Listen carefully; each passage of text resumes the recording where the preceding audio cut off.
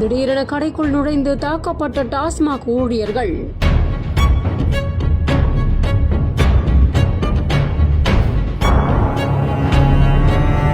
பாட்டிலிற்கு 10 ரூபாய் அதிகமாக கேட்டதால் நேர்ந்த பரபரப்பு.